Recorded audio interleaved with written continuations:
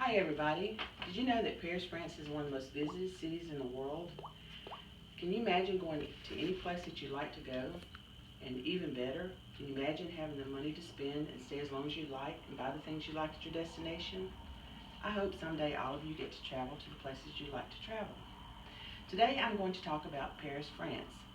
Did you know in 2015 there were over 45 million visitors in Paris, France?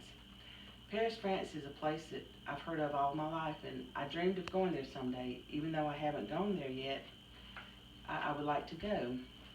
I've done research on Paris, and I chose three places that were most interesting to me, and I hope they interest you also. Today I'm going to talk about the Eiffel Tower, the Notre Dame Cathedral, and Luxembourg Gardens. First, I'm going to talk about the Eiffel Tower. It's the tallest structure in Paris. According to aparisguide.com, the Eiffel Tower is over 1,000 feet tall. It was built by an engineer called Gustave Eiffel and his crew.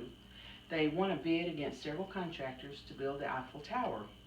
It was built to commemorate the 100th anniversary of the French Revolution.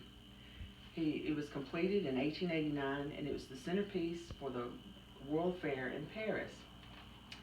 Gustave, he chose wrought iron lattices to build the Eiffel Tower. He felt that would be as strong as cement. It weighs over 10,000 tons.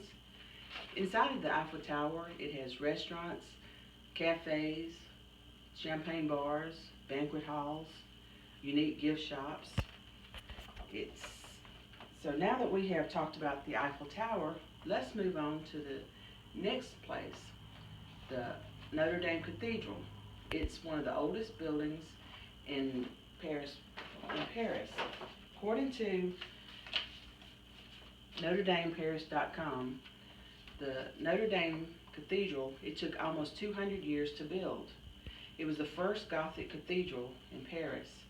It's now over 800 years old. It's famous for its size, its architecture structure, and in the architecture, it tells you how the city of Paris came about. On both sides, it has two columns. They're 3 stories high. It has a bell at the top of the column. To walk to the top of the bell is 140 steps for visitors to walk to the top of the bell, but you get a really good view of Paris. The cathedral, and now that we have talked about the cathedral, it's also on a small island in the middle of the Seine River. It's famous because it's Gothic. Next, we're going to talk about the final thing, is the Luxembourg Gardens. According to pumpguide.com, Luxembourg Gardens covers 60 acres. It has various garden beds, over 100 statues. Some of them are French queens, saints. The garden has an Italian Baroque because King Henry's wife, she was from Florence, Italy, and she wanted the garden to have an imitation of her hometown.